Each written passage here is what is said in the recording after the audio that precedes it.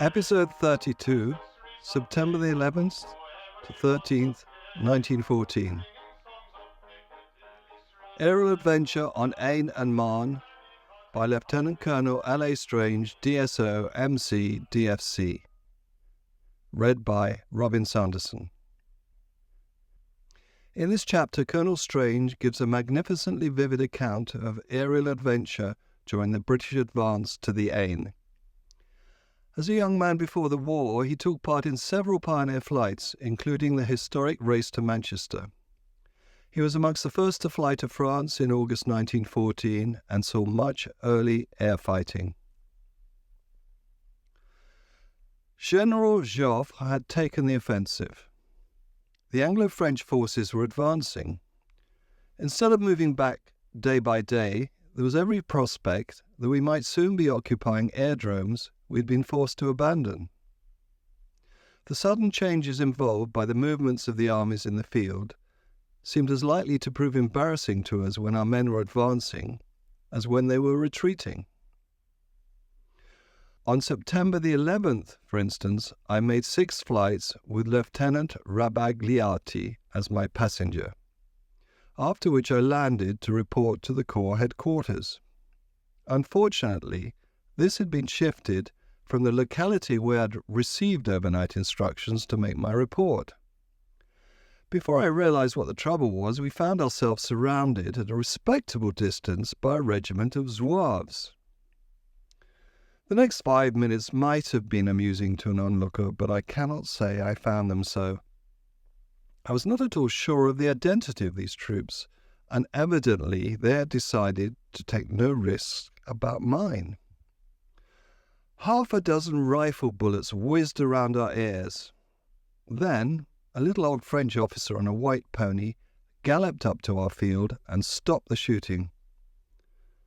I had not put my engine off, but kept it going with the switches, and every time I switched on to keep it running, rifles all around the field went up to the present. The French officer remained about 200 yards away from us, where he did his best to keep his restive pony quiet. Whenever the animal gave him a moment's leisure, he waved a white handkerchief frantically up and down. Whether this was a token of surrender, or an incitement to us to give ourselves up quietly, or merely the anticipation of a fond farewell, I could not gather, but we thought it best to humour him by returning the compliment. I had, however, decided that I could not afford to waste the time involved in giving him a satisfactory explanation of our identity. I therefore opened up the engine and headed the machine in the direction of the ancient sportsman, thinking that if the soldiers started to shoot at me again while I was taking off, the nearer to the officer I was, the fewer risks I should run. The pony took fright at what it very naturally thought to be an uncouth monster. It bolted, and the officer fell off. The foremost Zouaves rushed forward to pick up and save their officer. Those behind them thought the discretion the better part of valour, and rushed away to save themselves. Consequently, my Henry Farman took off between the flustered old gentleman on the ground and his bolting pony. Amid much excitement and a few odd rifle shots, we waved a last farewell and dived behind a convenient wood, where we flew low until we were out of range before circling up to watch the party disperse from a safer height. The next day I had to take my orders direct from DSO-1 of the 6th Division, my duties being rather to ascertain the positions of our own troops than to locate the enemy. On this work I made 9 landings in odd fields up and down the line, and finished the day by taking Captain First on a reminiscence. Late that evening we dropped 5 bombs on a large German bivouac north of Soissons, which attention the Huns reciprocated by shooting away a king post. I noticed a few bullet holes in the planes, but did not think my Henry Farman had sustained any serious damage. We judged that we should just have time to land at Army Headquarters at Villemontois with no reconnaissance report. We landed all right, at least as far as we ourselves were concerned, but the king post collapsed and let down the extension on the top plane. That meant a night away from the other machines, which had meanwhile moved to Fer-en-Tordenois. And what a night it was! As there was a strong wind blowing, I got number 341 close up on the lee side of some ricks, but she had not been there long before a shell landed bang on top of the endmost rick to our right and set it on fire. There was a fine blaze, but the wind blew the flames away from the other ricks, and unfortunately the one that was on fire gave the Hun gunners a nice target for further shooting practice. An old French farmer came out from an adjacent farmhouse and began to talk volubly. From what I could gather, he seemed as much excited about the War of 1870 as the present one. His farm had been in German occupation a few days previously. Neither his wife nor his daughter had been molested by the soldiers, but he was very much concerned for his ricks, as well as for the safety of his two sons who were fighting somewhere in the Vosges. His greatest trouble, however, was that the Germans had commandeered his best farm animals and driven them somewhere across the Aisne, but he informed me that he hoped to fetch them back in a day or two. I thought him somewhat of an optimist, but dreamed as little as he did that the day or two would lengthen out into a period of over 4 years.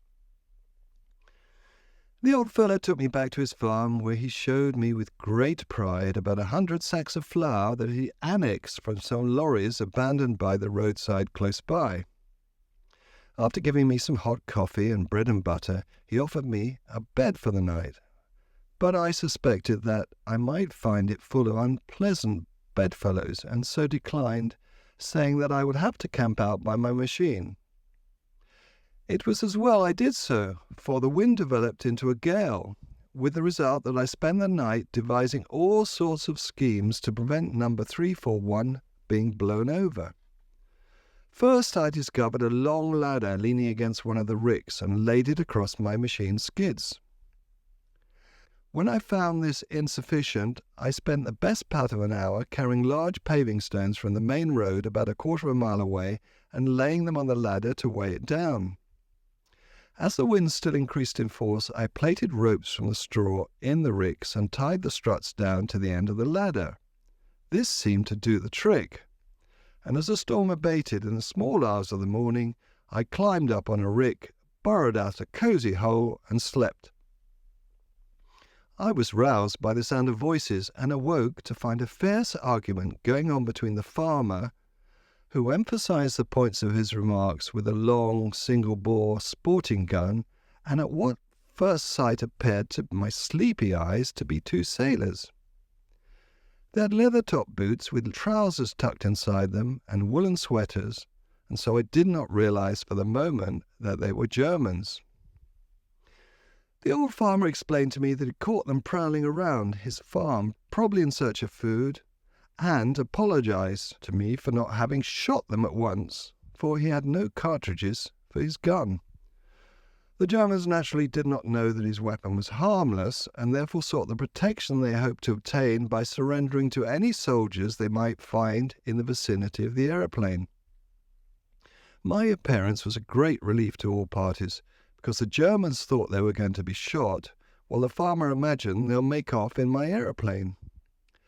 I'm afraid I disappointed the old chap by not shooting them, and even raised doubts in his mind about my own nationality when I offered them cigarettes.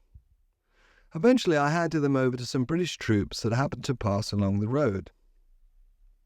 Soon afterwards a tender arrived with a new king post for number 341. From his driver I learnt of the havoc wrought on our precious machines by the great gale in the night of September the 13th, 1914.